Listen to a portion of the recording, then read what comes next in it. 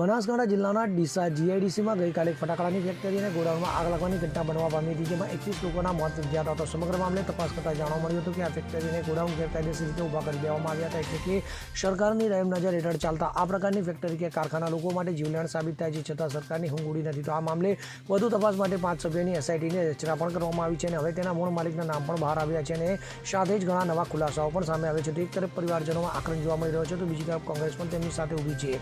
બનાસકાંઠામાં factory blast બાદ hospital પહોંચેલા પરિવારજનોને કોઈ જવાબ આપી રહ્યું નથી, તેના જ કારણે હવે કોંગ્રેસ નેતાઓ પણ તેમની પાસે સાંત્વના આપવા પહોંચ્યા હતા. તો કોંગ્રેસ નેતા જિગ્નેશ મેવાણી, લાલજી દેસાઈ સહિતના નેતાઓ ત્યાં પહોંચ્યા છે. જ્યાં સુધી પરિવારજનોને તેમના સ્વજનોની બોડી આપી દેવામાં ન આવે ત્યાં સુધી અમે અહીંયા જ બેસી રહીશું તેવું નેતાઓ જણાવી રહ્યા છે. તો આ ઘટનાને લઈ જિગ્નેશ મેવાણી અને લાલજી દેસાઈ આકરા પાણીએ જોવા મળ્યા છે. Bureau report CN24 news.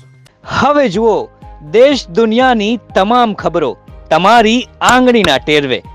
ઉઠાવો મોબાઈલ અને ગૂગલ પ્લે સ્ટોર પરથી ડાઉનલોડ કરો અમારી CN24 ન્યૂઝ મોબાઈલ એપ.